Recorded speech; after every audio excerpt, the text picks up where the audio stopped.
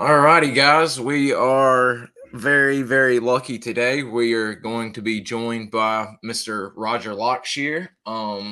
He is an author and a veteran, and as well here recently, he's been a SOGcast guest with John Hilt Stryker Meyer and on the Teamcast or Team House, I should say. Excuse me, Jack. He'll kill me for that. With Jack Murphy and he's been ever so kind to join us and take some questions after he gets into his introduction a little bit about his career and his military going through training and such and what got him in the military. But before we get started, I just want to go ahead and start it off and let y'all know he is the author of this amazing biography, We Save SOG Souls. There is a link in the description down there in the show notes, and I'll probably link it here in the live chat that's going on during the show. So any of y'all that do not have this, go out and get it. But I'm sure after hearing Mr. Rogers speak about it here and share his story, y'all are going to immediately jump on Amazon or wherever y'all buy y'all's books and immediately get after it. So without further ado and me talking y'all's heads off, let's meet Mr. Roger Lockshier for the evening. Good evening, Bud. It's good to be here. It's good to be with you and discussing the book and my experiences during my time in the military, which started in 1966 when I entered the Army. I volunteered. I've signed up. I was intended to go to Special Forces. That's what I signed up for, although at that time, you couldn't sign up for Special Forces. You had to sign up airborne, unassigned, and go into the Army that way. So I did that, did my basic training at Fort Dix, New Jersey. Afterwards, they sent me down to Fort Rucker, Alabama, where I did aircraft maintenance training. I went to 4 schools. Each school was approximately 4 weeks long, starting with basic aircraft maintenance, fixed wing, and so on, and progressed through each of those courses to max out the number of courses I could take. They would take the top students percentage. Well, I don't know what the percentage was, but they would take the top students out of the first class. They would progress on to the second class and do the same after the second to the third, and after the third to the fourth. The third and fourth class started focusing on helicopters, rotary wing. And I actually trained on CH-34, Sikorsky CH-34 helicopter, which I would later get involved with SOG, with the King Bee pilots. But from there, after the 4 schools at Fort Rucker, I finally got my orders to go to Fort Benning for jump school. Went through jump school, enjoyed it. It was interesting to say the least. And at the end of jump school, 2 or 3 days before graduating, I met with the Special Forces recruiter. And I was fully expecting to go right to qualification, to test for qualification for SF. And he advised me differently. He told me that he saw my orders, that I was going to the 101st Airborne Division, to their Aviation Battalion.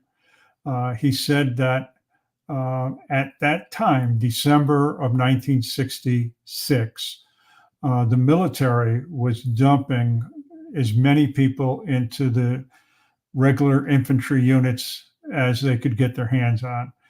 And he said that if I had any problems going through SF, they would no doubt send me straight to a line outfit, regardless of my MOS, because they were in such a shortage. They were trying to build up the infantry. And he suggested that I go on to the 101st, get some experience under my belt and in my MOS, which was a rotary wing crew chief. And So I was disappointed. He was sincere. I did trust in what he was saying. It made a lot of sense what he was saying. He said, after I have, several months under my belt, then if I still wanted to go SF, to do so. And if there were any issues going through training, I would go back to my home unit with 101st and not go, elsewhere. So it made sense, even though it wasn't exactly what I had in mind. And I did that. I followed through on that. I went to the 101st Airborne, reported there January 1st, 1967, and very quickly, thoroughly enjoyed being part of the 101st. It was an amazing, amazing outfit at the time. There were lots of opportunities. I was taking on every class that was offered to me. Shortly after early spring, we received in our Hueys, our C model Hueys. We received 6 of them. And with that, I knew that the C model was destined to be a gunship. That's not a troop carrier. It's, it's smaller in the cabin area. It's not meant to carry troops.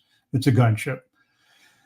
With that, I went to Huey training right there at Fort Campbell for about 4 weeks, and then went to weapons training for the minigun systems and for the rocket systems, the 2.75 rockets, and the M60s, and was having a good time. I really was soaking it all up. There was some other training that I did at the time. I went to CBR school, chemical, biological, radiological training. Did that. Then an opportunity arose in early June, I guess it was. My first sergeant, who I very quickly got along with very well. He was a good guy. He was a poster first sergeant for the 101st. He looked the part. He fit the part. He was tough, but a really good guy, but a straight shooter, real good guy. First Sergeant Wojcicki. Wow. And he called me into his office along with a buddy of mine, another crew chief.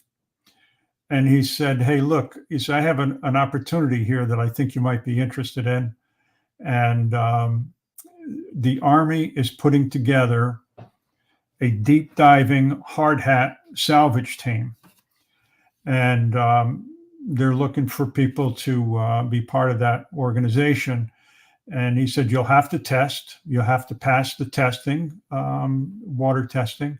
They didn't know exactly what would entail on the testing, but obviously it was going to be, endurance testing. Oh yeah. So he said it's going to be a very elite unit. It's going to operate out of California somewhere. It's going to be a very small, very, very small platoon size organization that will be sent various parts of the world to do deep water salvage and whatnot. He explained that the training would take place in California. It looked like it was going to be basic BUDS training that the SEALs were going through. And he said the big difference here is once you qualify at Fort Campbell to be selected, the training that you will undergo is going to be training to learn and training to pass, not training to fail. Once you're accepted into the program, you are not going to be, kicked out. You're not going to be treated the way they do, to the candidates for Navy SEALs and stuff. So it sounded like a really good opportunity. And he said, this is something that you could really carry over into civilian life afterwards.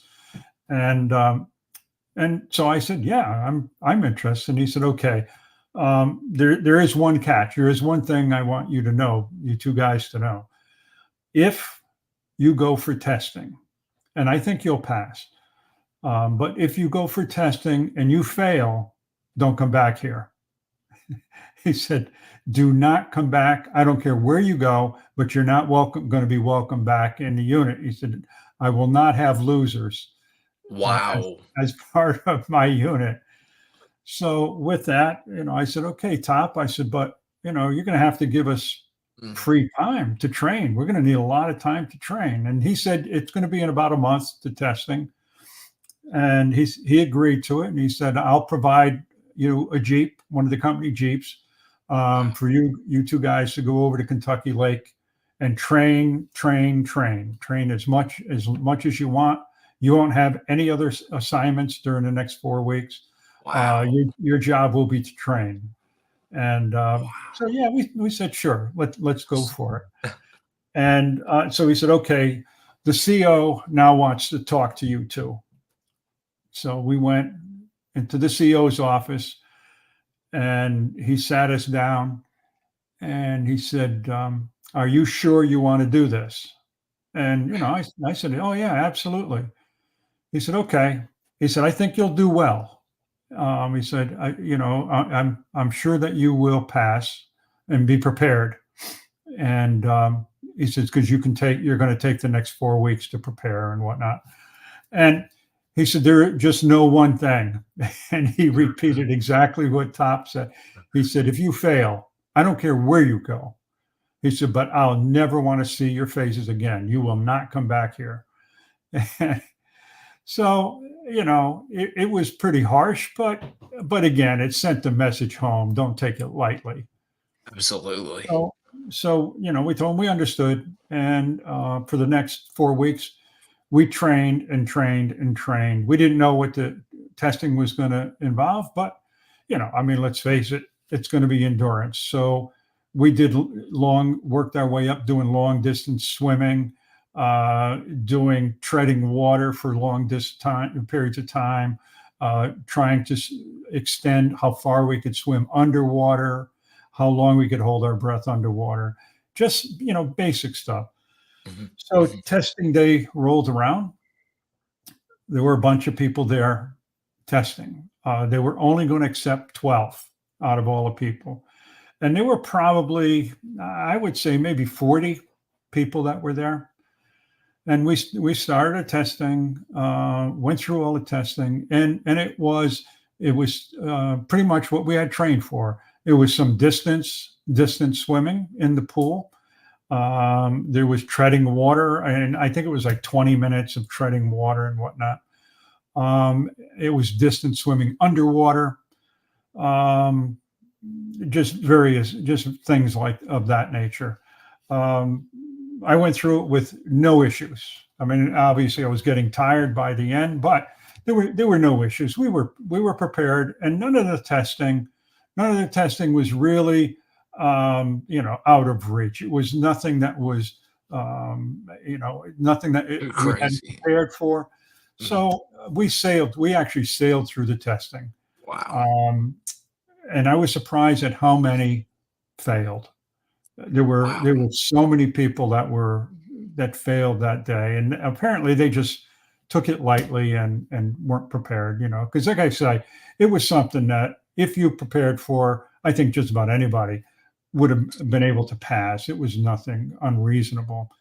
So we did pass.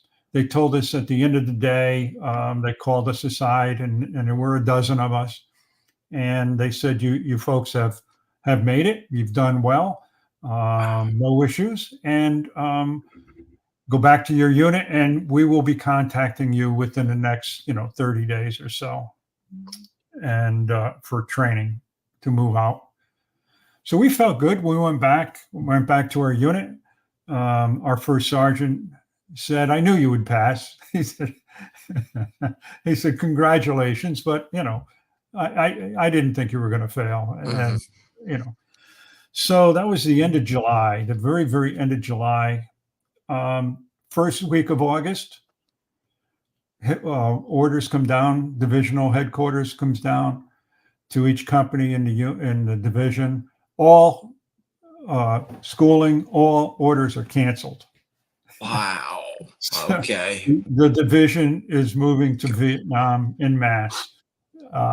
So that quickly Wow. took care of my career as a hard hat diver.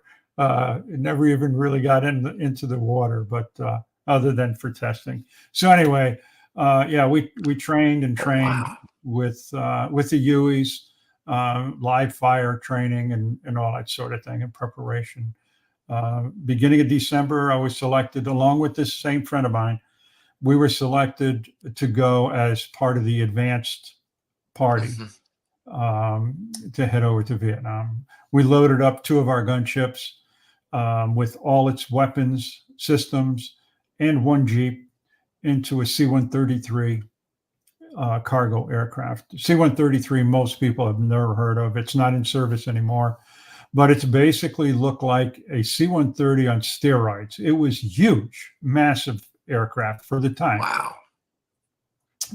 So we've loaded up the aircraft, the weapon systems, the Jeep and whatnot, and got on board and made our 6-day journey over to Viet Nam.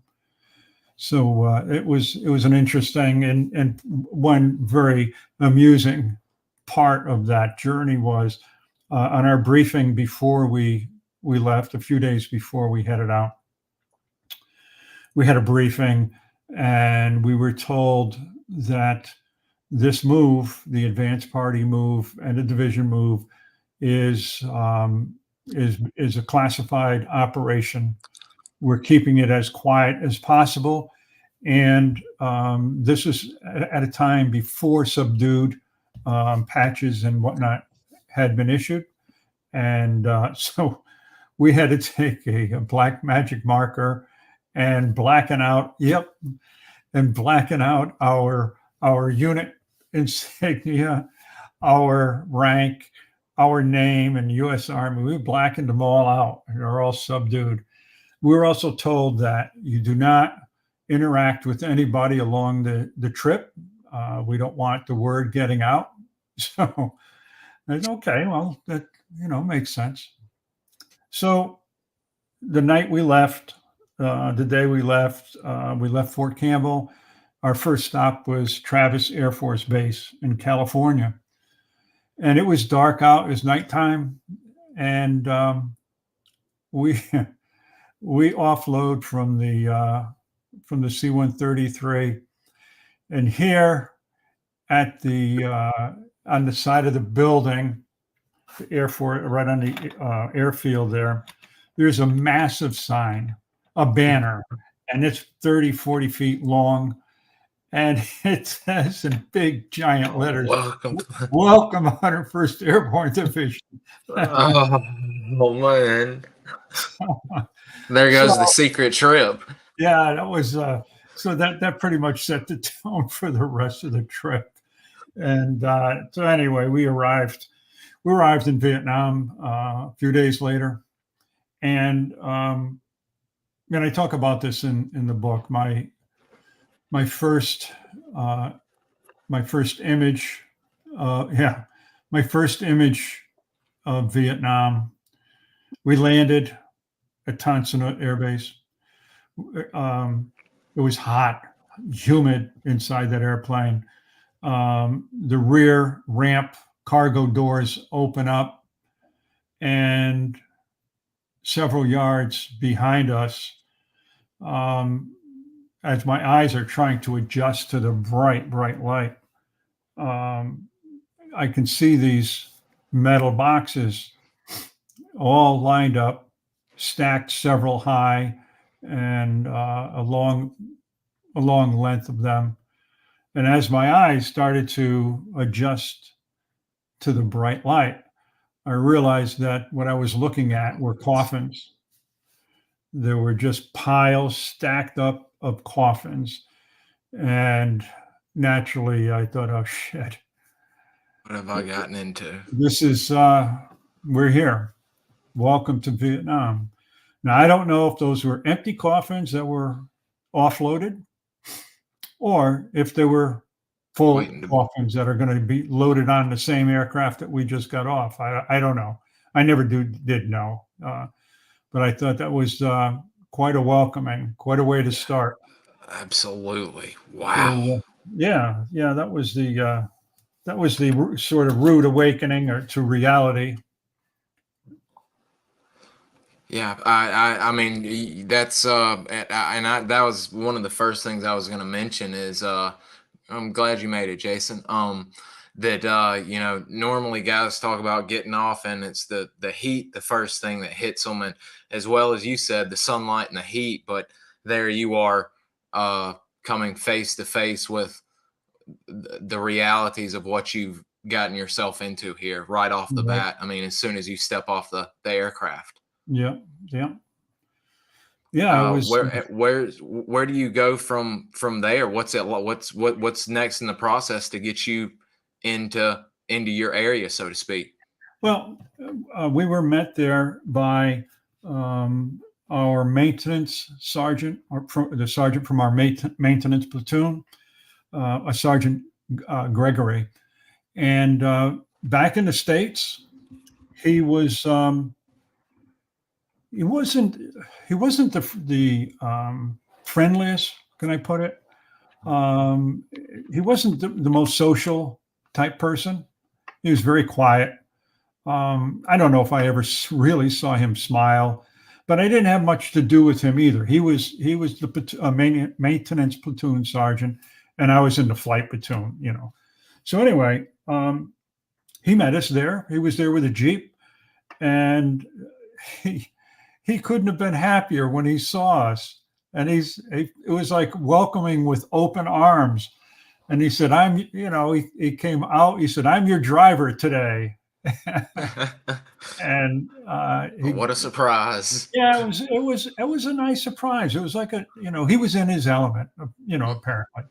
Um, and it was a real warm-hearted welcoming.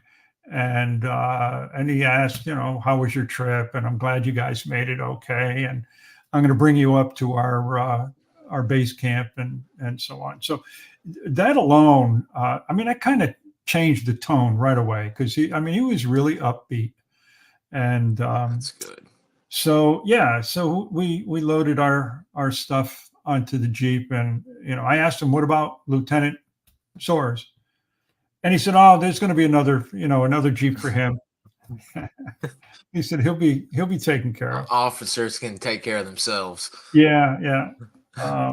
So yeah, we left Tonsanut Airfield, drove a few miles up to Benoit, past Long Bin and Long Bin Jail, big military complex and military prison complex, and over to our company area for the 101st Airborne. And it was nicer than what I expected. We had permanent hooches there. There were metal roofed huts, not Quonset huts, but regular long buildings. And each building held I don't remember, maybe 20 people, somewhere around there. And they had a wooden floor. How was that living arrangement? How were the 20 guys picked? Was it a group of teams or buddies that picked up together, or how did that go? Well, the way it worked out for us was, since we were the first one, he was there. He was there with a clerk, but we were the first crew members to arrive. My friend and I.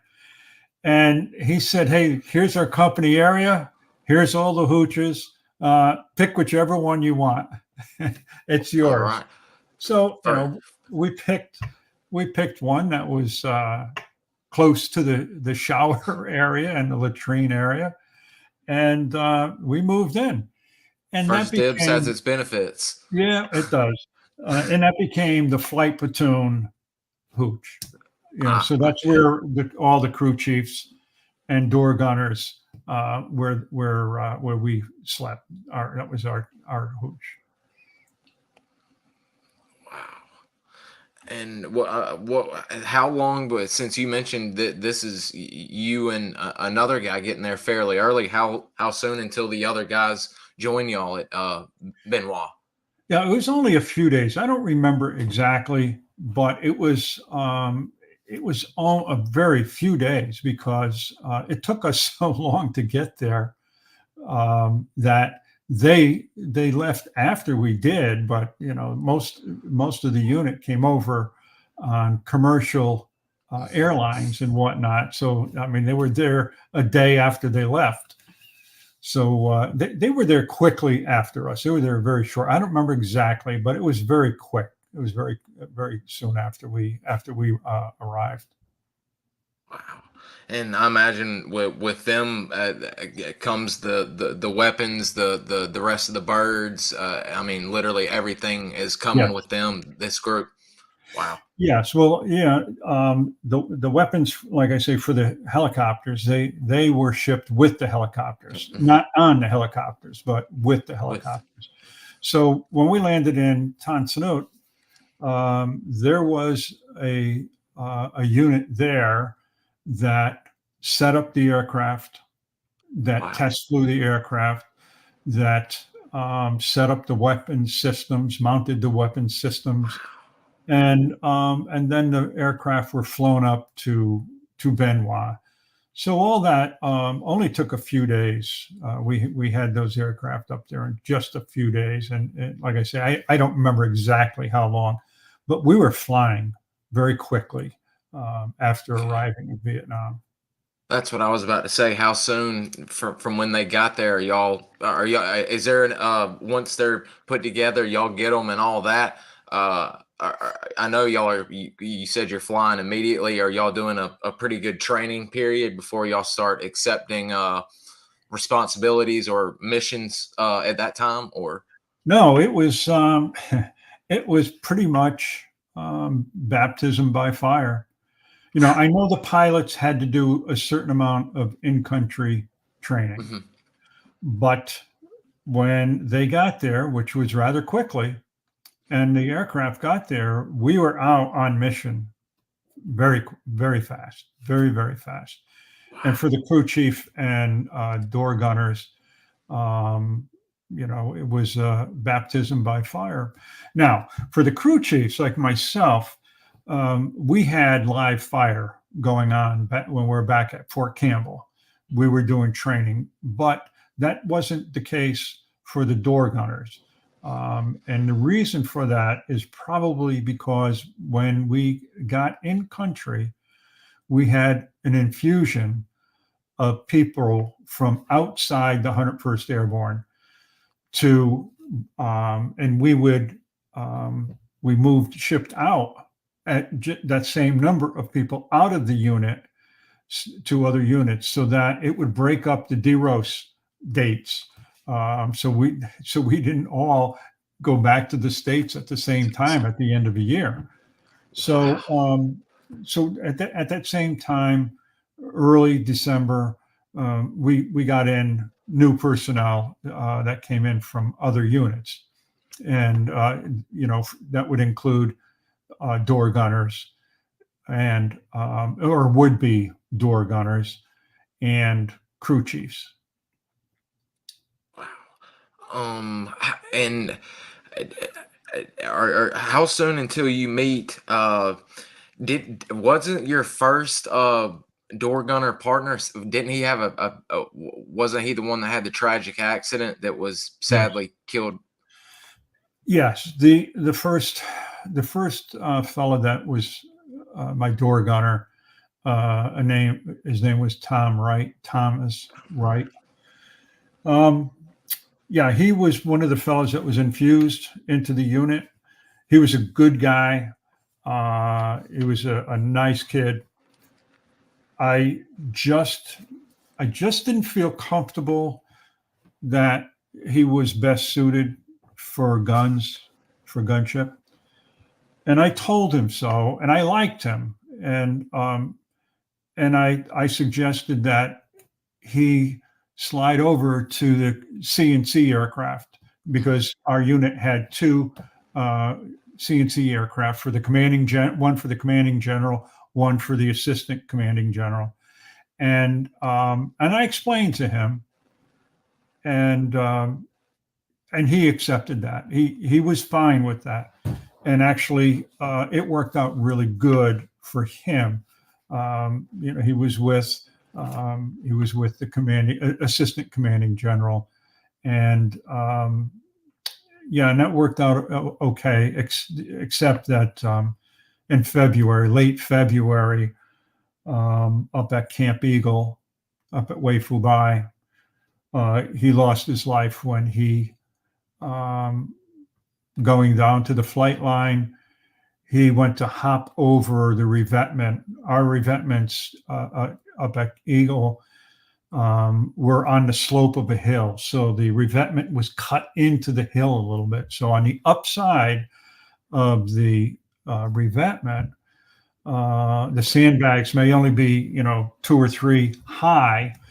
And he made the mistake while the aircraft was warming up, made the mistake of going over the revetment instead of going around it and by the front of the aircraft.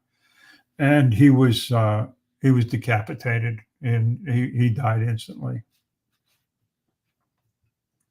Gosh, and I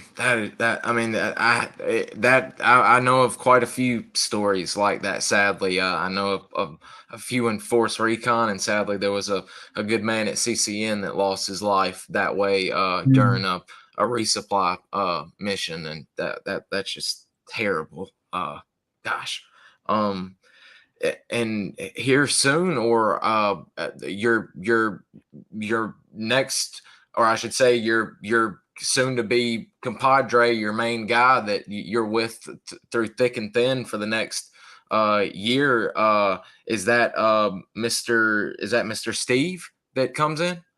That's correct. That's correct. Steve Harper, he was also infused into our unit. Now, Steve was a combat veteran.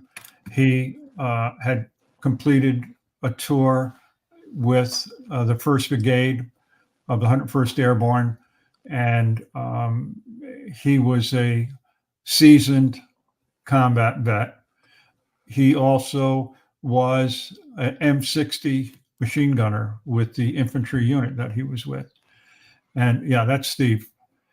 And Steve was a good guy. He was a outstanding soldier. When he first came to our unit, which was, again, December, and I started working with him, we hit it off immediately, instantly hit it off. And I wanted him to be my partner on the gunship. And I explained to him, what I expected as far as maintaining the weapons systems. Now, even though I had been trained on the weapons and knew them thoroughly in and out, what I wanted from my partner was to take care of the weapons. That would be his responsibility, to make sure that after every mission, they were cleaned and stripped down, checked out, as well as the miniguns to be inspected, to check them out, and the rockets to make sure everything was going to be ready, mission ready. And at the same time, I would take care of the aircraft, make sure that everything was mission ready with the helicopter. And after explaining that to him one time, that was it. He took that on. That was his job, and he was very, very good at it. Steve didn't last with me for the 12 months. He lost his life on the 4th of July, 1967. Oh, man, I was just looking through, and I remembered that. What were some of the while y'all were at Benoit, what were some of the initial missions that y'all were tasked with? Because I know clearly you're not anywhere in the SOG realm yet, so, and Correct. probably not even the Special Forces realm yet. So what kind of stuff are y'all getting into at this point in time? Well, we were supporting units of the 101st Airborne and also of the 17th Cav units, some other units in the area. And we did actually start working with SF while we were down in the Benoit area, although it was light work, not light work, but it was just sporadic that we worked with them. We ran a few cross-border missions for them while we were down in that region, and it was primarily up out of the Budap camp, SF camp around Budap, and also around Sambay. And but those missions, we didn't know at that time the intensity of what we were doing. We didn't know they were top secret at that time. We knew we were running across the border, and you know, we ran a few missions for them doing that, bringing teams in and then, you know, taking teams out under fire. But primarily our work was with 101st Airborne ground units and other units that happen to be in the air, plus the ARVN units. And we did a tremendous amount of work out of the Sambay area, and that's where the most firefights that we were involved with were taking place. Wow. I mean, it's and again, guys, this book is action packed. I mean, from start to finish, it's an amazing book from not only from his point of view in the sky, but he did a great job of getting in touch with some of the recon men who have been on the SOGcast with Tilt to get their point of view as well as his on the same mission. Just some absolutely outstanding stuff that we'll be getting into. But I mean, there at the very beginning, I mean, it sounded like it. I mean, y'all had, if I'm not mistaken, if my notes are correct, y'all kind of had a wild time there at the beginning. You had a was it Private Loser that ended up pulling a gun on Mr. Steve one evening? Yeah, that's correct. During the infusion of personnel, they were primarily, they were all good guys. However, we did get one specifically that was infused into our unit, and it became very, very clear very quickly that his prior unit saw an opportunity to get rid of this character. And I think they enticed him with the fact that he would be getting flight pay and, you know, the combat pay, and, you know, it was going to be exciting for him and this and that, because he was a worthless piece of dirt. He wasn't qualified to be a machine gunner, an M60 operator, and I had a problem with him right from day one. I had issues with him.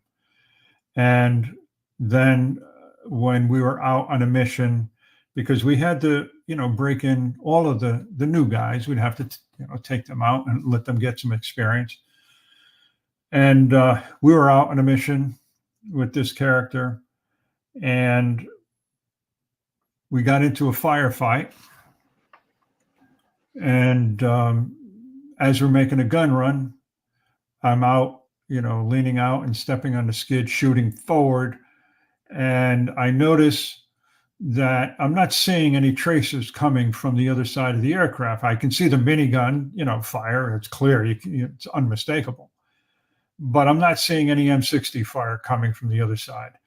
And one thing you can't have in a gunship, a Huey gunship, you can't have somebody slacking, because you're going to get everybody is going to get killed if somebody's not doing their job. So when we finished our gun run, I turned on the intercom and I asked him, what's going on? What's wrong? And he said, my machine gun's not working. There's something wrong with it. And so I said, let me have it. And I didn't believe him for one bit to begin with. When I looked over at him after we made the gun run, he's way inside the aircraft. It was just, wrong in every way. So I took the M60 that he was using, gave him mine, and I keyed the mic and told the pilot that I'm going to fire off a few rounds to test the weapon, which I did, and naturally there was nothing wrong with it. So when we finished the mission, we got back on the ground, and I told him, what the hell was that all about? What's going on? And he said, I told you. He copped an attitude, and he said, I told you there was something wrong with the machine gun. And I said, no, there's nothing wrong with it. And he said, well, there was something wrong with it because it wasn't working for me, and you're just picking on me and this and that. And so I said, all right, I want you to clean the weapons while I take care of the aircraft. Clean the weapons before we leave the flight line. That was the policy, and that's what I insisted on. And so I'm taking care of the aircraft, and I notice he's not doing a damn thing. He's sitting inside the helicopter. And I said, why didn't you clean the weapons? And he said, well, they didn't need it. And he's giving me a bunch of crap. And I said, I told you I wanted those clean. And he said, well, I checked them out and they were fine. They're not dirty. And I said, that's not the point. I want them cleaned. And, he's giving me all kinds of grief. So I went and I spoke to our first sergeant, and I told him, you got to do something about this guy. You got to get him out of here. I said, because he's unfit. He is unfit. And he said, well, you have to give me some time and whatnot. And I said, Top, you can't wait. This guy's dangerous. He's going to get us killed. And I said, I thought he was supposed to have been qualified, because the guys that came in to the unit, they were supposed to have been qualified with an M60. And I said, did you read his file? And he said, no. He said, but I'll get it. Well, he got his file, his personnel file, and he looked, and his prior unit cleverly wrote in there that he should be able to become M60 qualified.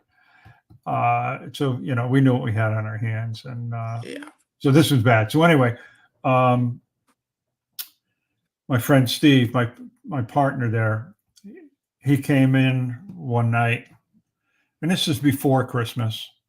So we've only been in country for a few weeks. And he came in, he had been drinking. He had been at the NCO club. He came in a little tipsy, which is fine. We weren't on duty. And this private loser, his bunk was diagonal across from mine. And Steve, his was down, near the other end of the hooch.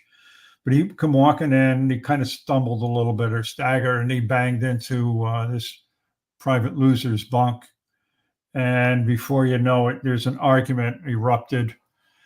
And Steve I know he's going to hit him. He's going to nail this guy. And before that happened, this character came up from his bunk with a pearl-handled, like 25 semi, and put it up in Steve's face. And so Harper, being the hardcore guy that he was, he just leaned into this character, and he's yelling at it, do it. So we got him under control. I got Harper under control, and some others that were in the tent, they got this character under control. And so I walked down with Harper down to his bunk, and all he kept saying is, "I'm going to kill that son of a bitch." He said, I'm going to get him. I'm going to get him." And so I told the fellow that was his bunk was next to Steve's. I said, "Listen, switch bunks with me tonight. I'm gonna stay here and keep an eye on him." And of course Harper, he said, "What are you doing, babysitting me?" And I said, "Yeah, I'm going to babysit you because I know you all too well." I said, "You're not going to let go of this." He said, "No, I'm not." He said, "But if you're going to babysit me, go ahead." So yeah, we got through the night, but this was wearing on Steve real bad, very, very bad. I mean, he could not let go of it. I can imagine so. And he kept telling me, he said, "Chief," he said, that SOB, he said, "he put that gun in my face." And he said, "I'm not going to let it go." He said, "I'm going to get that son of a bitch." So, I told him that you can't do anything because you're going to go to prison. If you do anything, it's just too obvious. And so I talk about it in the book, how we decided to handle it. And we got rid of the guy. That's another interesting story, and I'm gonna definitely leave some of them for the book because I can't ruin all of it. There's so much good stuff in here, guys. I mean, Mr. Roger, even before he hooked up with SOG, was doing amazing stuff and had here around the same time they had some interesting stuff going on. Again, I'm gonna save that for little surprises for y'all because y'all need to get this book. But there was one thing I wanted to cover before getting into SOG. Y'all ended up I know y'all were running some sniffer missions and stuff like that, and I believe one of the more interesting things that I wasn't really familiar with and had not even heard anybody who's ever used a minigun speak about it. But I believe it's around January 25th when, as you mentioned, y'all operated at a boot op, but y'all are around the boot op and getting a firefight, I should say. And the new co-pilot has never used his miniguns, and they end up he I don't know the correct term, but he jams them up basically. And half of y'all's artillery, so to speak, on the aircraft is incapable of being used due to his inexperience on the aircraft, so to speak. Right. Yeah. Well, what happened is this new pilot, he had no doubt had some experience using the weapons, but not in a firefight.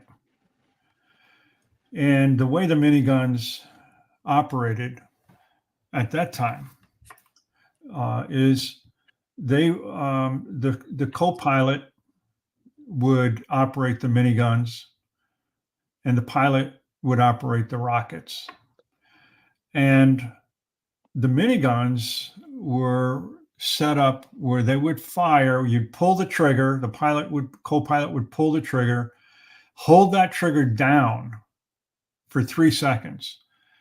He didn't need to count or anything like that because it would fire for 3 seconds, then stop automatically. And all you would do is let go of the trigger, pull the trigger again. And it would fire 3 second round, a 3 second cycle, and then stop, and so on, and repeat. Well, we were into a firefight, a pretty heavy firefight. And on our first gun run, the co-pilot, it was inexperienced. I think it was probably his first firefight. And he pulled the trigger on the miniguns and then let go. He pulled and let go only, a second or so. And when you do that, it screws up the timing of the weapon and it just jams. It just it just jams up with the belted ammo. So now, we're in the process of a gun run, and we've got NVA that are shooting up at us, and we're supposed to be shooting them, with the miniguns and the door guns, and all of a sudden, we just have door gun.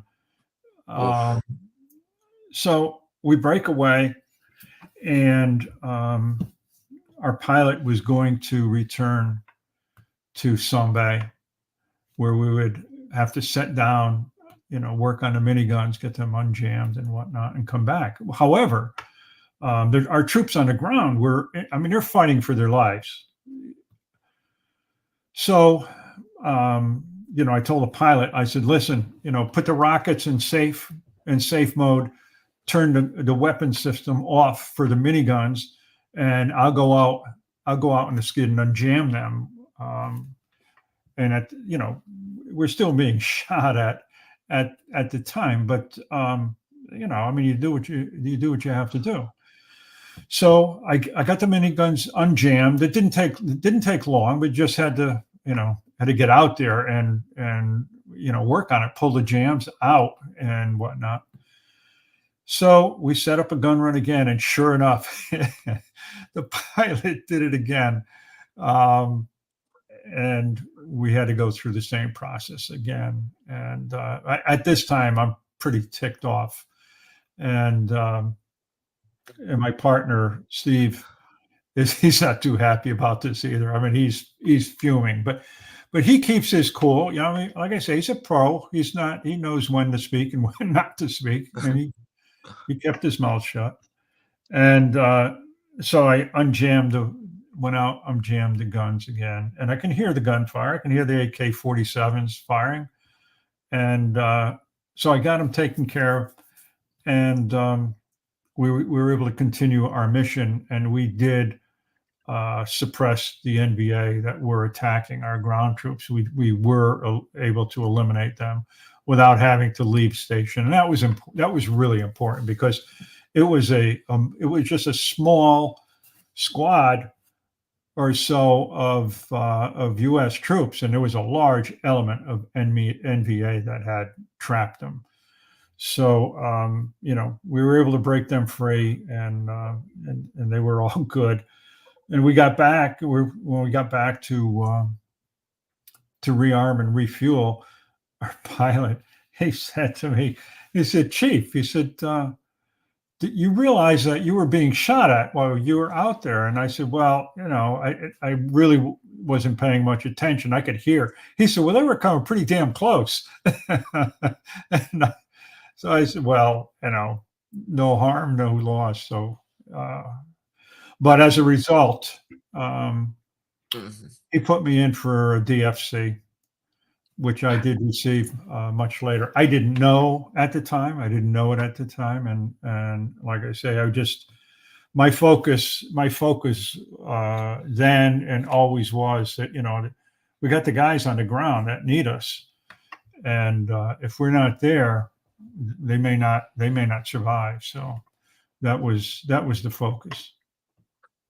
I remember that specifically, and thinking about you when I look at aircraft and seeing you, thinking about you climbing to fix a jam is just, whew, pucker factor way past the 1 to 10 scale.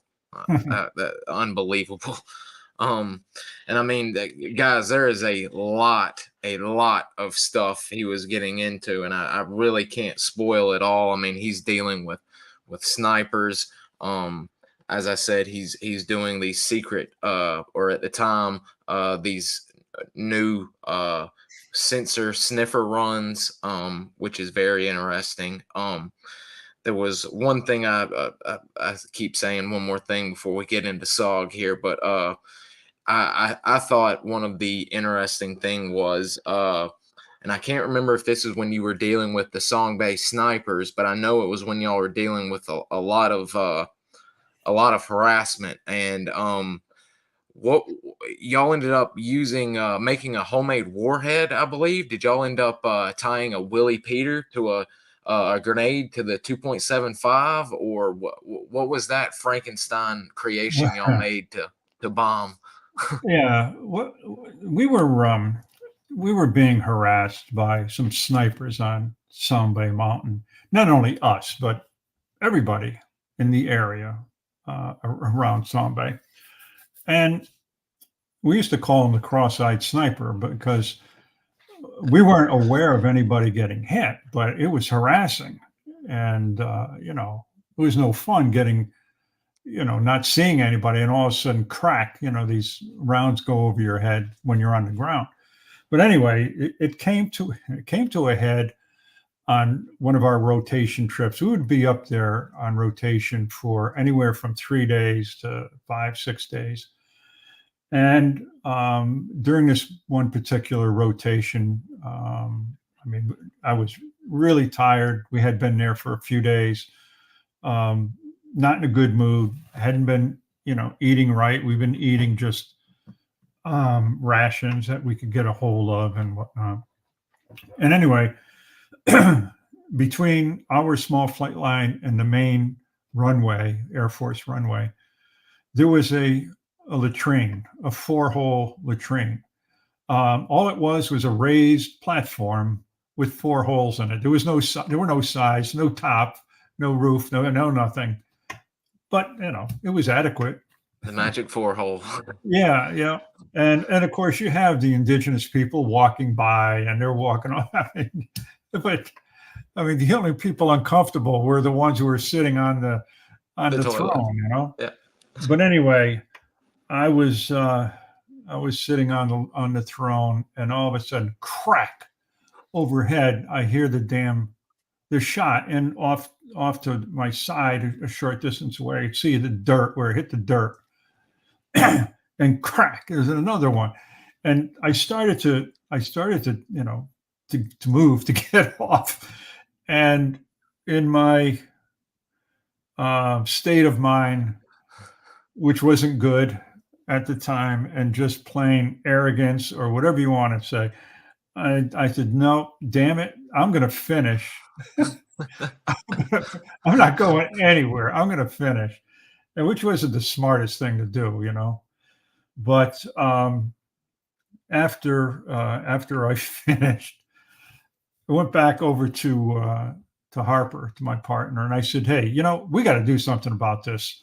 I said, I'm getting tired of this character shooting at us, and we're gonna get him out of here. We got to figure something out. So we're trying to figure out how the hell we can get at him. We didn't know exactly where the person was, where the sniper or snipers were. We had a general area. So we're hunting all around, trying to figure out what we could use to make some kind of a bomb of some sort. Well, we came across these gallons, 5-gallon buckets of glue, and they're clearly marked on, emblazoned on the sides, flammable. And we thought, okay, we got something now.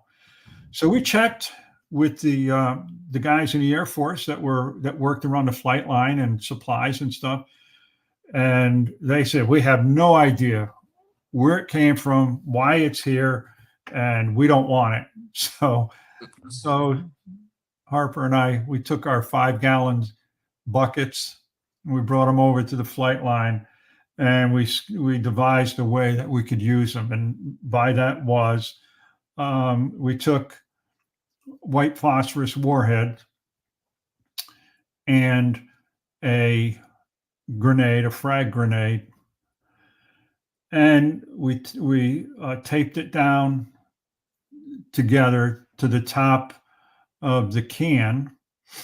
We went over to the infantry unit, the 1st Brigade unit that was there.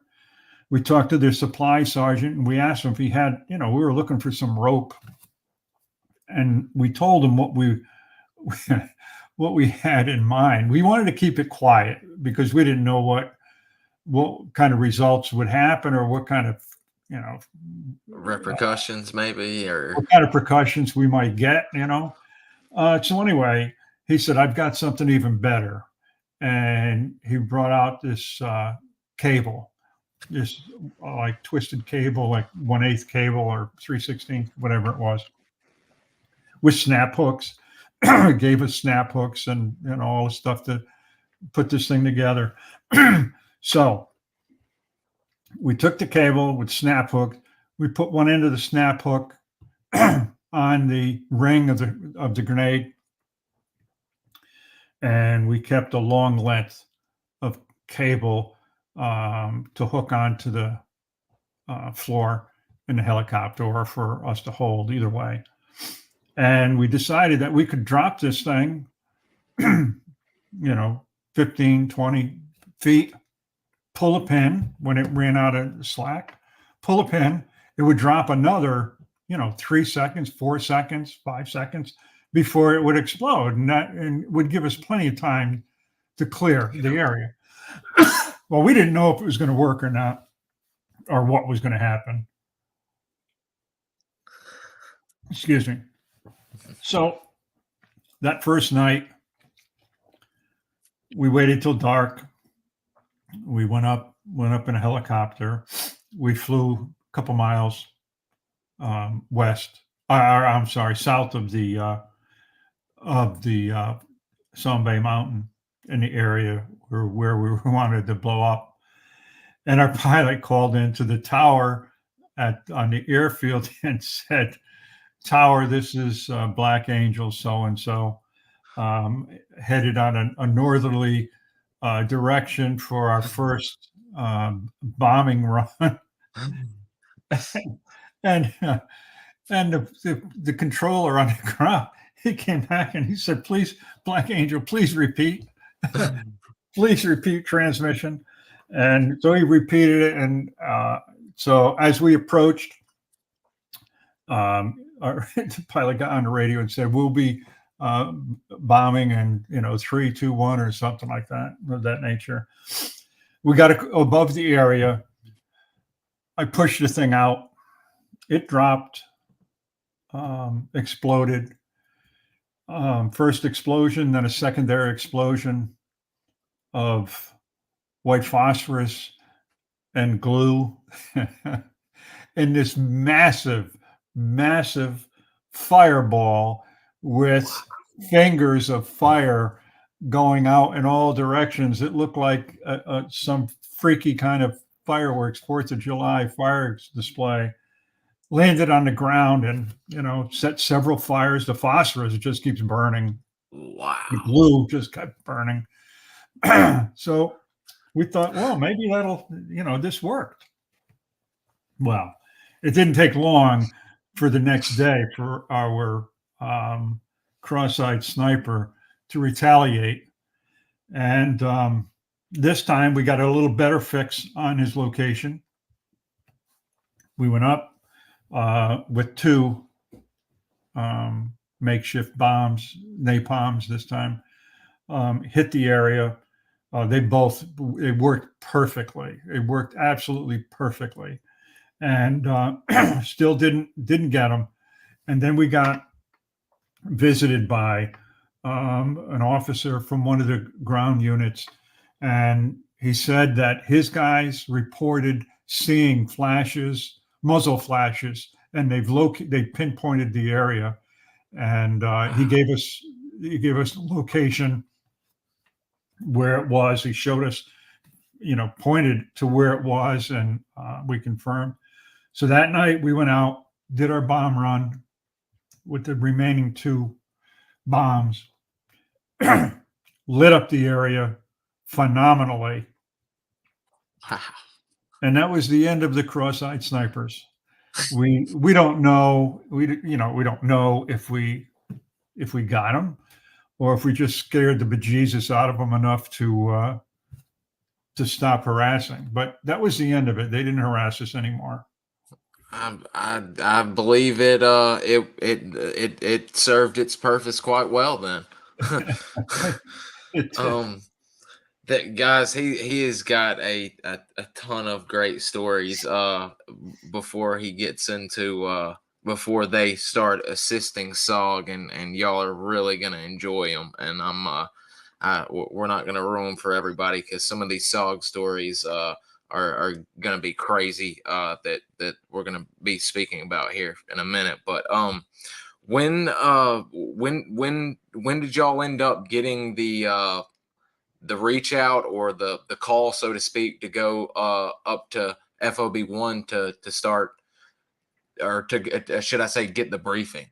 You know, first, before that, before we left Benoit area and Sahn Bay, a Tet offensive broke out, and Tet offensive lasted for about 6 weeks. I mean, it wasn't a one day, one night affair. And you've got a heck of a Tet story. I didn't know if you wanted to share, but I wasn't gonna blurt it out. But he's got a heck of a Tet story. Yeah, the first time I got shot down was up in Sahn Bay area, during the aftermath of Tet. But then we moved up north. Early March, and we very quickly got connected to FOB1. Now, I think the connections started obviously when we were down south working out of Sahn Bay area, and Benoit.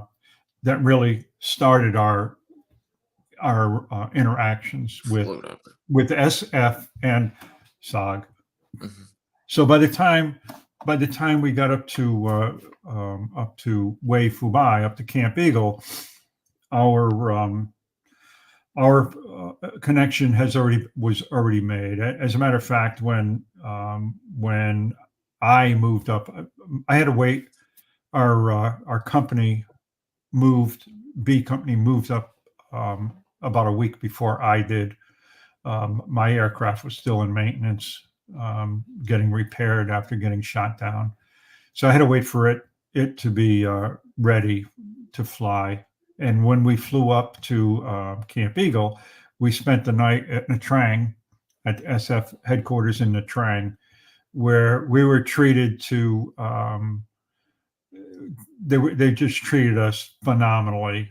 Our reputation had preceded us, I guess, as far as working well with SF. So then, when we got up to Camp Eagle, my earliest recollections getting with SOG was right after getting up there, and we went over to FOB1 at Fubai, and we started running some missions with them, and they were interesting to say the least. I mean, they were talk about baptism by fire. I mean, as much combat experience as we had encountered prior to this. This took on a whole new level, and going into Laos and experiencing anti-aircraft fire was a whole new dimension. I mean, that was not expected. That I did not expect at all. Seeing the airbursts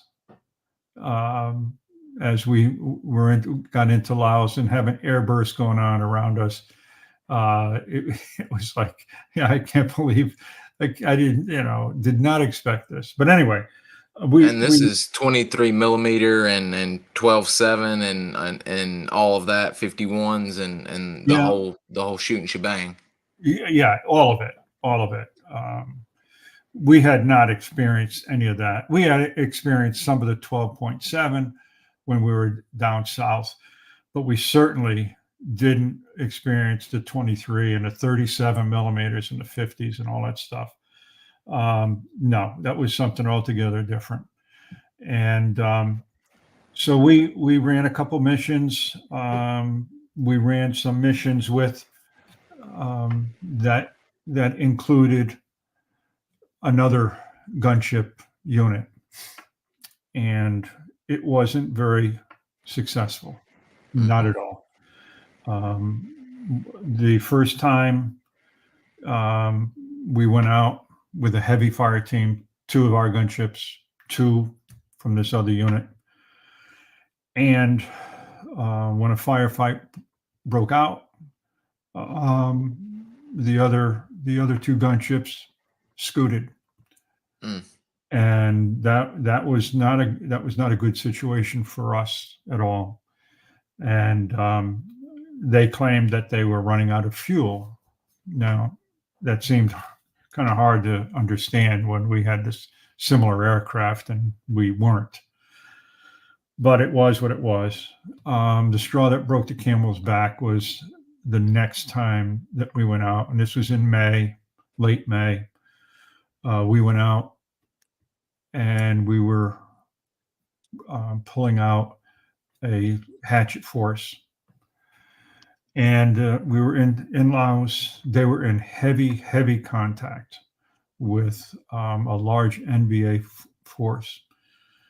So we went out there, and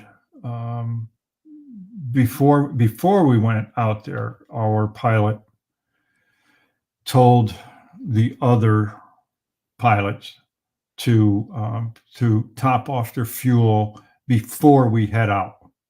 So they're topping off. Everybody's topped off with fuel, and then because the first time we had a problem, we set up our gun run with our 2 gunships leading, and then the other 2 gunships following. This time, to try to eliminate them bailing on us, he set it up with our gunship first, one of theirs second, covering us, our second one, and then their second one, so it was staggered formation of 4. We got out there, the hatchet force was in heavy contact. I mean, it was a tremendous amount of fire going on. We set up our gun run, and when you set up a gun run, you rely on your wing ship to cover you when you're braking, because once you finish your gun run and you brake and you go, so-called belly up, that's when you're most vulnerable, and that's when you take tremendous amount of fire, because the only thing that we got going for us is one door gun, and you rely on your wing ship or the gunship that's behind you to start laying down the fire when you start to brake. So we're in our gun run, and as we're finishing our gun run, and we're taking a lot of fire, the one that was covering us bailed. Now there's this huge gap between us and our wing ship, which is nowhere near in position yet. And these 2 gunships pulled and ran. And again, they said they were running out of fuel. Luckily, we were able to survive that. We regrouped with our wing ship, and we fought like hell trying to get that hatchet force out of there. And we did. We were able to get them out. When we got back to FOB1, the other fire team, the other 2 gunships, they were gone. They weren't there. I mean, it was a good thing, because we were really pissed, because they really hung us out to dry. I mean, it was I don't know how we didn't get shot down. And but anyway, so we went in. We met with the camp commander at the time, which was Colonel Barr. We met with him and several other of the recon guys, some of the 1-0s, and we explained what happened. He knew what happened because he was monitoring the radios. He was monitoring what was going on. And we told him that we really want to work with them, and we really think that we can make a difference for them and we can help them. And but we can't do it like this again. We're not going to fly with an unknown team. If we need to have a heavy fire team, 4 gunships, that it absolutely must be of our own fire team, our Black Angels. And he said, fine. He agreed. He said that would be great. And then, our pilot, Mr. Whitman, asked Colonel Barr, how many teams have been left out there? And the place was, you could hear a pin drop.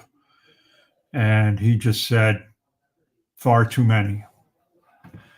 And so we told him that, and we had talked about this beforehand, the four of us. We told him that if we're the ones that are going to work with him, we promise we will never, ever leave a team behind, regardless of the situation, regardless of the intensity. We will never, ever, we will do everything in our means to get that team out.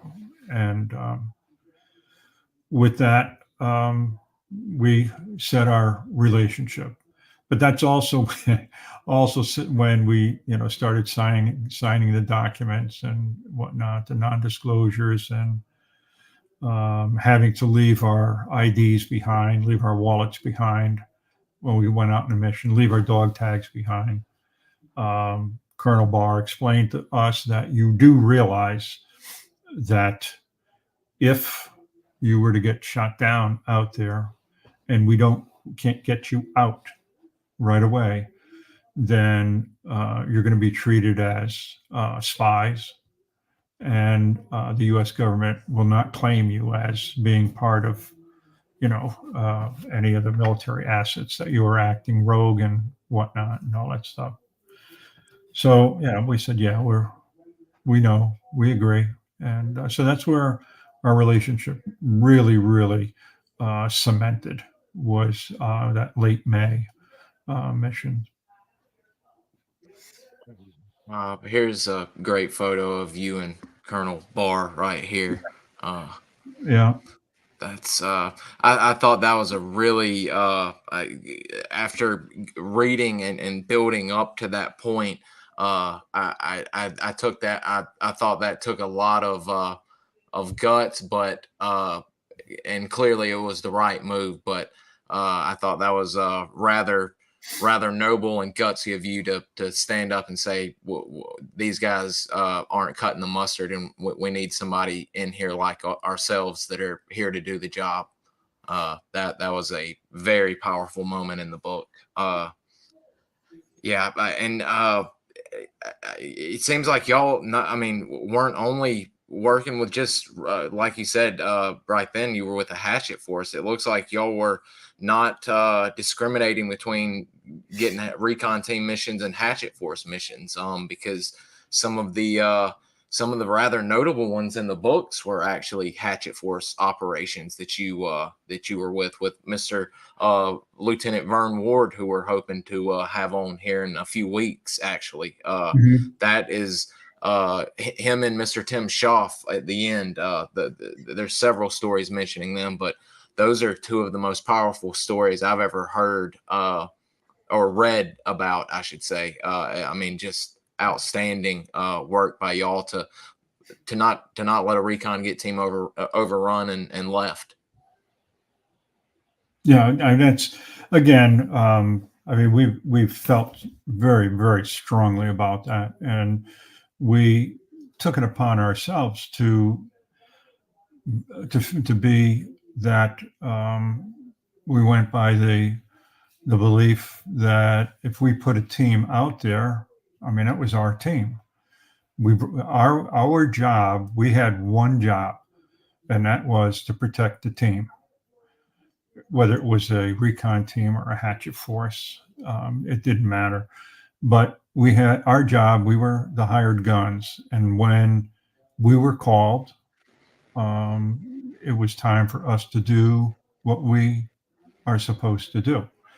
And when we put a team out there, we strongly believed it was our job to get them in safely. And when they finished their work, they had a job to do too. So when they finished their job, then once again, now it's our job to get them out. And it's not the time to say, oh no, it might be too dangerous. I mean, that's not how it works. You've got people relying on you, and they have enough guts to go out there in the teeth of the tiger in the backyard of the NBA and do their work for 2, 3, 4, 5, 6 days, whatever it might be. And to do that is just phenomenal. The courage and intensity that it takes, and the knowledge and skills that it takes for them to do that is just beyond, comprehension. So when they finish their job, the least we can do is our job. Now it's our turn, our time to go to work, and it doesn't matter what it takes to get that job done. There's no options. There are no options. You get the job done. You get them out. Otherwise, you don't even belong there. I mean, it's and guys, I know I keep saying it, but this is it's a must own for any SOG fan. Hatchet Force operations, as well as some hair raising, some recon team missions. How speaking of some of the recon men, how soon until after you get into quote unquote the SOG world, so to speak, did you end up crossing paths with Mr. Kara Garland, KD as he's known in the book? Yeah, that was soon, very soon. Right, very soon after hooking up with FOB1, and Kara had an interest in the gunships. He was kind of fascinated with the weapon systems and the gunships, and so he'd come out on a flight line, and we'd just hang out. We kind of hit it off. I had been told that he wasn't that open with a lot of people, that he was a serious guy. I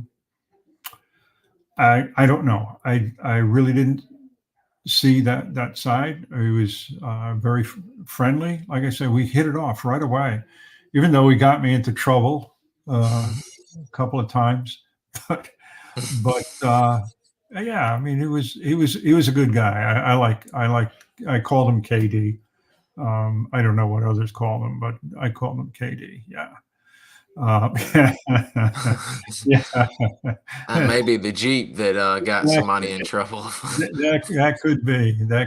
That was a funny experience for sure. There's guys, there's a lot of good stuff in the book that y'all really are gonna enjoy. And speaking of some other characters that you cross paths with, I've got some other pictures. But speaking of Mr. Vern Ward, I've got a photo of when he actually was getting decorated for the mission that you saved his bacon in right here.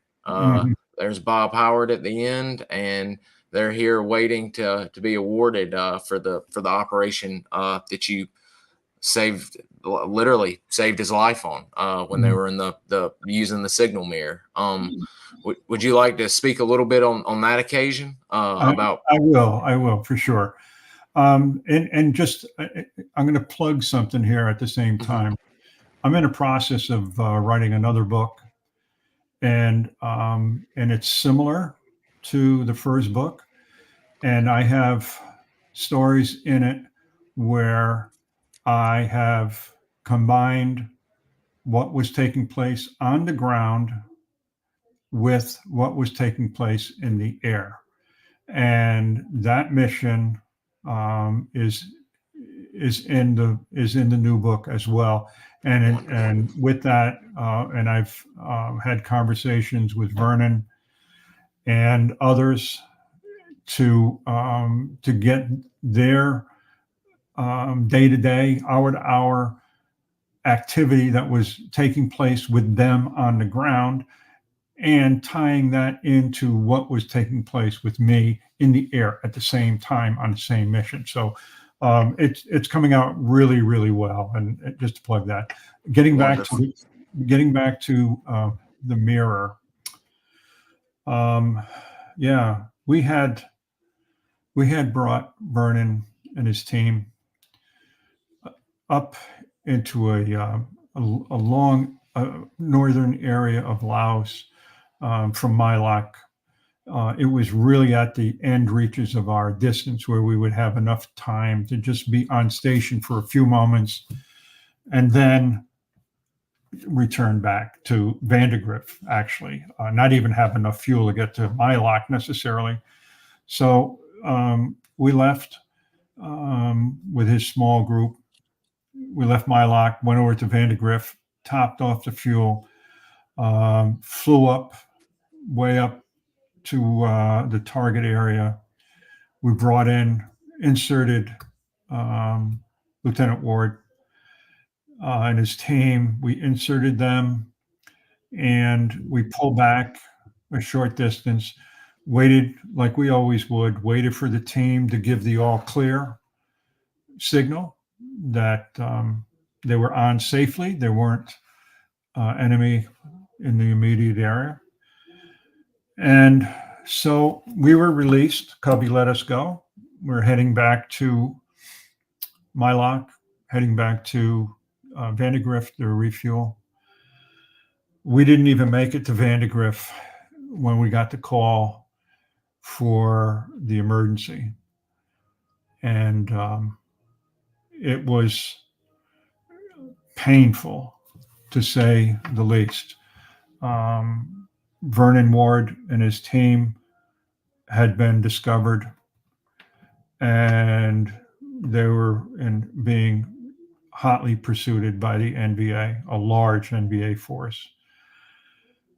We didn't have enough fuel to even get back to him, so we had to go to Vandergrift first, refuel, and then go back to try to find him and get him out.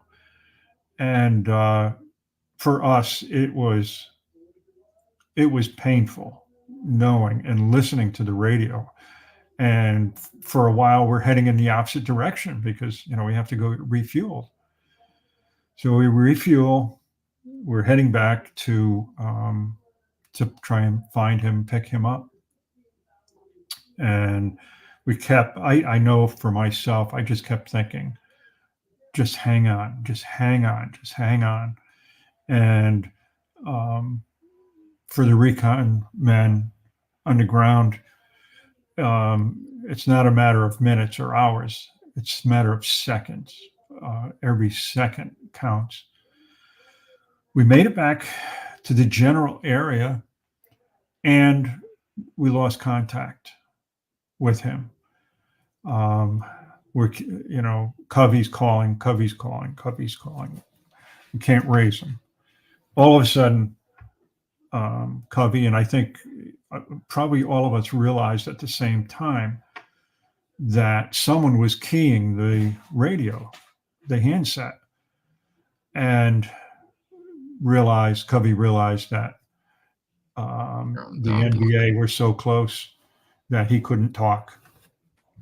And so we're trying to figure out, we're trying to, vector, but we can't find him. And all of a sudden, here comes this flashing. We see this flashing, and we immediately zeroed in, and we didn't know at the time how he was doing it, but he was laying on his stomach, Vernon Ward, laying on his stomach with his signal mirror behind his head and flashing it up to the aircraft. And so by the time we got to him, and we are moving at full speed, every motion, by the time we got to him, visually, the NVA were within feet of him. And they were so close that we couldn't use the miniguns or the rockets on them because they were within feet. So our first pass, we quickly decided that the miniguns were going to go to the sides of the small bomb crater, and the rockets are going to fire a little further out, and the door guns, the two M60s, we're going to put the fire right on the edge, right on and into the NV that are trying to breach the crater. And this is a small crater. And we did. And they were just starting to charge the crater where Vernon was.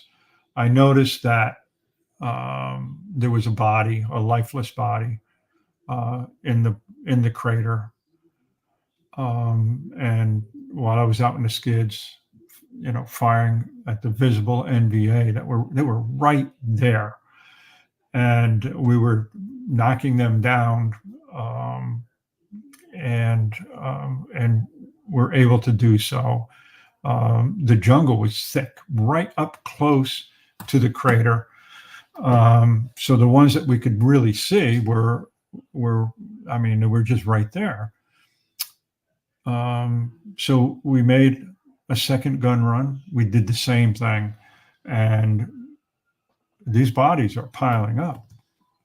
But the NVA aren't letting up either. I mean, they've got them within. They can almost reach out and touch them.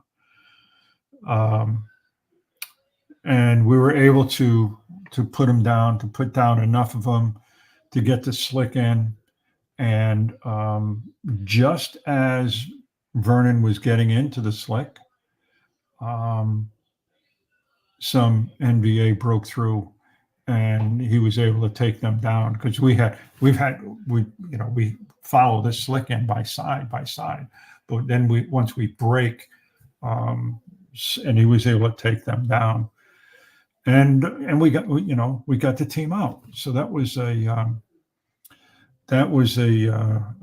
really close one. And years later, Vernon told me that that I was putting the M60 fire so close to him that they were getting covered with dirt and all kinds of stuff. And he said it was within about 12 feet of him, and but it did the trick, and it had to be that close, And herein is where my confidence in our pilot, because the slightest change that he would make would throw off, how I was firing, and could have wiped out the team so easily, because we were taking a lot of fire. And he held, our Jim Whitman held rock steady, as he always did. And we were able to successfully get them out. So, by the time we got back to Mylock, it was a little bittersweet, because one of the brew was killed. He had taken a headshot. So that part was sad, that, we couldn't get back quick enough to save him. But on the other hand, we were able to save the rest of the team. I mean, I've heard Mr. Vernon talk on a little bit about what it was like, and that was one of the points he said, that he was getting hit with dirt. You were bringing it in so close, and hearing that, I still get goosebumps hearing that. I mean, I can't imagine. And if I'm not mistaken, he also said you had hit them as they were that initial charge, that there was almost a lip at the bunker of dead bodies that was semi-protecting them from Right. the oncoming, and they were throwing grenades, and it's very hairy, guys. I'm gonna, we could be on here for, we've gone an hour and a half. We could be on here another hour and a half easily. But I'm gonna have to save some of this for y'all, but to read. But I mean, there are so many besides, I'd also like to speak of, or show a picture of your other Doorgunner that you were with, Mr. Scott there. Yep, that's Scott. That's my partner. Y'all were, I mean, y'all not only were saving a lot of famous recon men and hatchet force men, but y'all were bumping into and becoming close with, Mr. KD Garland, Mr. Lou DeSeta, who y'all ended up meeting up with. You were, I haven't even mentioned, you being and working around Sahn and Co-Rock. That alone is, we could probably speak all night on that subject alone with what you've got in the book. And he worked a lot with Mr. Pat Watkins as his Covey pilot, and I mean, it is just outstanding. One of my questions, though, I hate to go back in time since we're in SOG, but I am very curious because, and I'd love for you, if you didn't mind, to share the story about this, but y'all's little early warning system when the mortars and the rockets were coming. Yeah, that's our little mascot. That was our shithead. It was this little dog that we kind of adopted from Sambe, and this little guy, especially when we were up at Eagle, Wei Fubai, whenever rockets or mortars, the 122 millimeter rockets or enemy mortars were fired into Camp Eagle, before they landed, this little dog, now this is when he was a puppy. I mean, he didn't get a whole lot bigger, but this little dog would run through our company area, run from tent to tent, barking and making a racket and running around the company area, making a racket. And when he did that, I mean, we knew, mortars were coming, and he would do it every time, and he was successful with it every time. He was a funny little guy. He was a funny little dog. But yeah, that's a little shithead. And he had made it to the rank of corporal, but then got busted back down because one morning he saw fit to go over and take a dump at the commanding general's entrance to his headquarters. He took a dump right in the entrance. So there was a formal company formation when he was busted down to PFC. Love that. I love that. I can't remember. Did he did he end up making it? Did he live? Yeah, I've asked about him, and he stayed with the company. He was there when I left, and from what I understand, he stayed with the company. But I don't know whatever happened to him. I hope he got it. He came home with somebody. I do too. I that's one thing I love seeing is y'all taking in these animals and making a little bit of home, and having something to come home to, so to speak, after missions. And another thing that guys don't realize, you're working out of Mylock, and that's where you come across Mr. Tim Schaff and all the guys. But y'all check out this. This is when Mr. Roger is living and then the recon men and hatchet force men at Mylock are living in tents during the typhoon in 1968.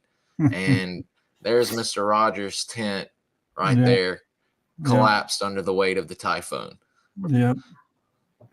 Yeah, that was a nasty, nasty storm for sure. And being in Mylock, I've got another good photo. I mean, it didn't get very built up, so to speak. And I mean, this is a good color photo to show you what you're dealing with here. I mean, this is some nasty, nasty stuff right here. It is. It is. And I had some other photos that I thought you might like to talk about from SOAR with Mr. Eldon Bargewell and stuff before we Hmm. see if anybody's got any questions and stuff. Oh, I've got to get you one last story to talk about this. This is very, I can't, I wouldn't be, they wouldn't forgive me if I didn't bring this up. Yeah, well, this was after getting shot down deep, deep, deep in Laos, and coming out on strings. You can't really make out, but there's 4 strings McGuire rigs, and these were the early McGuire rigs. They didn't have a wrist strap or anything. All they had was a woven canvas loop at the end of a 125-foot rope, and you sat in and held onto the rope to keep from inverting and falling out. And that was at up at around 8,000 feet, hanging on while we're getting shot at with everything under the sun, and including all the air bursts and stuff you don't see here, but there were air bursts going on, and yeah, had to hang on. 5 of us. We had Richard Chapman was tied on to me, and so there were 2 of us on one rope, on one string. Wow. It's not many times we get to read about or hear about the pilots and the crew getting pulled out on strings, and that's definitely a wild story. I mean, guys, this whole book is really, I mean, I know I keep saying it, but this is one of the best books I've read in a long, long time. Mr. Roger was a lucky man on several occasions, and you can read about it in here. Not going to spoil everything, but here is these are some great photos that are from the book. This is some of the guys, and then the next one is a really good one. But these are some of the men that Mr. Roger got to serve with at MyLock, Sahn, and I believe some of the I know Mr. Tim was at FOB1, but this is at SOAR. And was this y'all's first time getting to see each other since Vietnam, or? It is, and it was. Wow. It was. Standing, I'm on the far left. Standing next to me is Richard Chapman. He was our co-pilot. That was on his first SOG mission where we got shot down. Wow. Next to him is Mike Armstrong. Mike Armstrong was on the ground that we had gotten out. Next to him is John Smith, and next to him is Tim Schaff, and next to him is Scott DeArmond, who was my partner. Now, Schaff and Smitty and Armstrong, they were 3 men on the ground with the team that we rescued that day, and in the process of rescuing them out of a horrendous situation, we got shot down. So then we had to be rescued, and that's a photograph that was taken right after they got back. They didn't even, Tim and Smitty told me that they didn't even realize that we had got left behind, that we had gotten shot down. But this was taken right after they got back to MyLock. Wow. And they had been out there from September 22nd to the 28th, which was supposed to have been a 3-day operation. That is a harrowing mission in the book. There's quite a few, as y'all can tell from the stories thus far, but that one in particular is very very pucker factor inducing, for a lack of better words. But It is.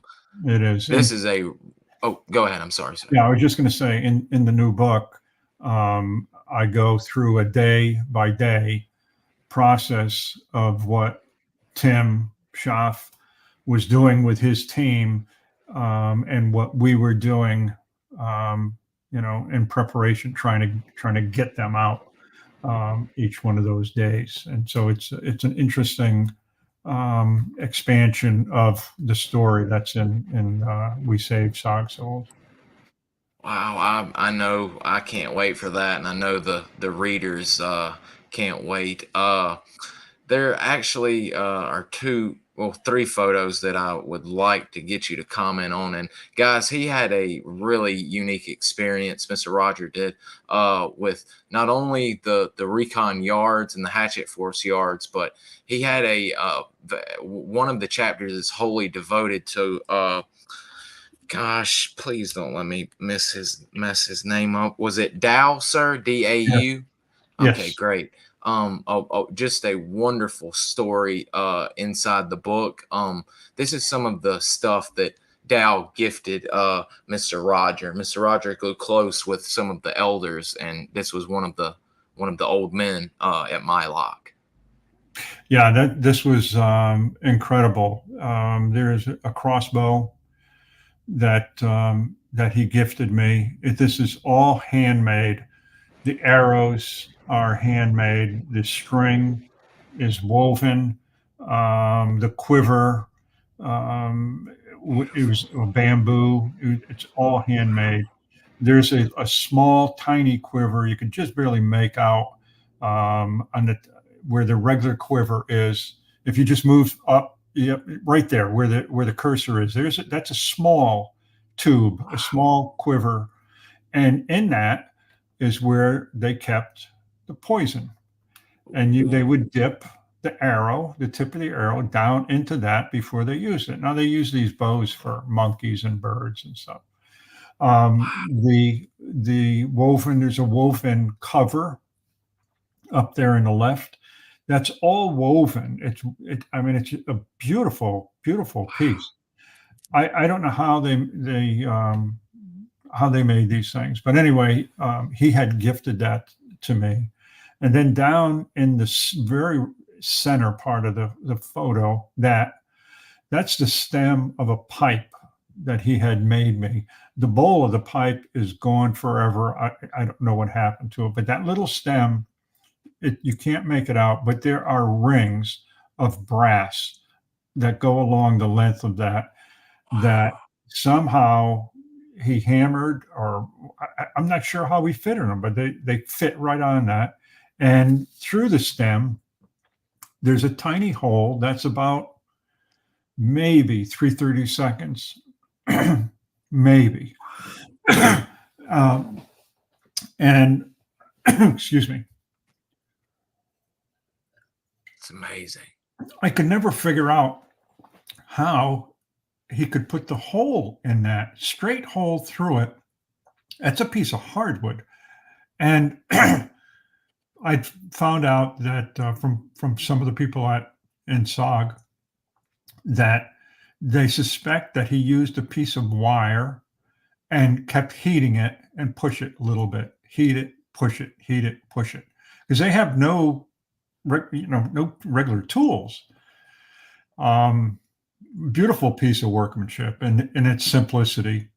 He had gifted me, and then also the brew brass ring. Now that's a replacement. The original one got left in Laos when I got shot down. It somehow came off, and it stayed there. But yeah. Wow. I mean, that was one of my favorite chapters, to be honest with you. That was really, really interesting. You documenting y'all's interaction, and it's really neat to see how they have their I mean, of course, everyone has their dignity, but you were gonna just give him some food and all that, and he can't take it unless he can give you something in return. And that whole dynamic of y'all feeling each other out, him not really knowing really any English, but y'all still striking up a friendship like that was just one of the more amazing parts of the book. And I'll show some pictures of Mr. Roger right here with a rather interesting piece before I show the final picture. Everyone asked me about this, and I was always curious as well. The minigun for base defense. Yeah, that minigun I gifted to Lieutenant Ward to be used at MACVSOG. They didn't have one, and I had one that I had liberated from Tonsanut many months earlier, and that was put to good use. It was put to good use. I've heard some interesting stories about the minigun getting put to use. That's that's one of my favorites too. But this to kind of close it out, I'm gonna show a very interesting picture of you with two legendary men. It's in the back of your wonderful book. Just let me highlight this. Sorry about this, guys. There we go. Oh, yeah. That's a wonderful photo, and I'll let you describe what's going on here. This is wonderful. Okay, this is, as it says in the caption, this is SOAR 2011. That is Major General, in the foreground, Major General Jack Singlaub, legendary warrior. In the background is Eldon Bargewell, Major General Eldon Bargewell. And what's going on here is I'm being pinned a Distinguished Flying Cross and a Bronze Star. The Flying Cross was for the mission that I was involved with in getting Tim Schaff and John Smith and Mike Armstrong out of Laos and getting shot down in the process. And the Bronze Star for the work that I did while serving at MACVSOG. This was a very, very special day for me. And after Major General Singlaub pinned me, he shook my hand and he said something to me that like shook me to the core in a good way. He shook my hand and he said, "You make me very proud." That's saying something right there. Which was just incredible. Just incredible. Wow. I mean, what two men to be recognized like that by that's I can't imagine what that was like. It was special for sure. Very special. Wow. Guys, I'm going to show another picture real quick. Do y'all have any questions, or did I end up asking them all for y'all? Let's see. Yeah, that's a really good photo of you. That's the 40 millimeter cannon on the nose of the gunship. That gunship, the Black Angel, had that 40 millimeter cannon, and it had two 18 shot rocket pods. It was a heavy gun, called a heavy gunship. There you go, heavy gunship, and it was also nicknamed a hog because it looked like a hog, and that was referred to as the pooper. And I think I've actually got a better whole shot of the Black Angel that everybody can see the pods and everything. A little blurry, but everybody can see. Yeah. She's a rocking machine nonetheless. Yeah, that is one heavy duty gunship. They actually termed that gunship, that type of gunship, as an aerial artillery platform because of such heavy firepower.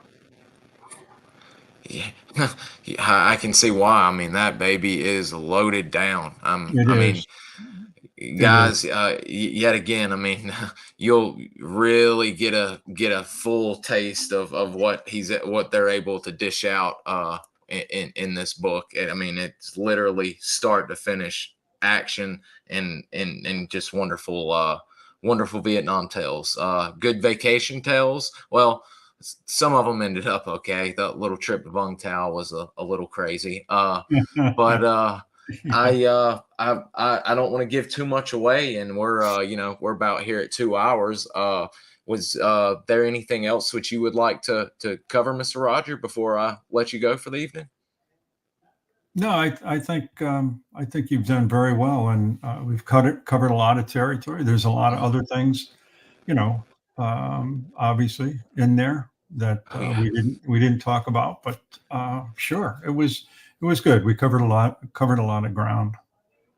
We'd and yeah, and I definitely if it'd be all right whenever you do, after you get some work done and know when the book's coming out, after you get it released, we would love to have you back to get the word out about the new one.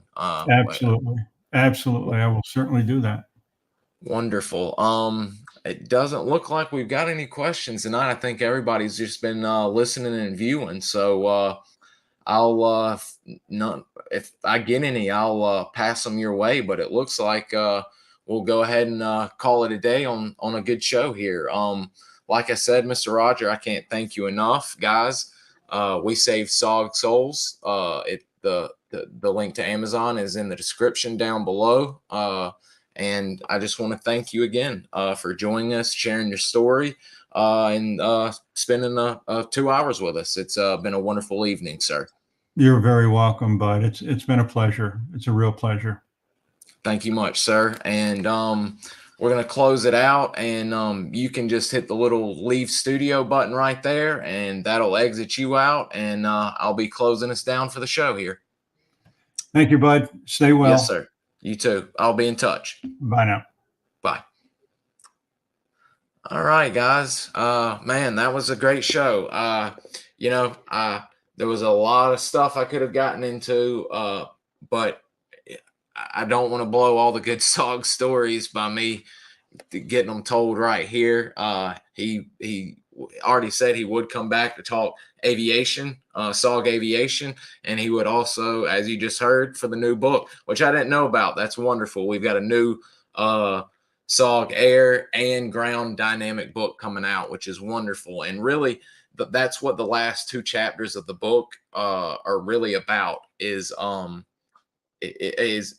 that. And as a matter of fact, the story y'all heard me speaking about when I ate lunch with Lieutenant Ward is covered in this book at the very back at page 262. Wonderful book. Hatchet Force missions, recon missions, sniffer missions. They flew a few dust off missions because as you heard, stuff was crazy at the time.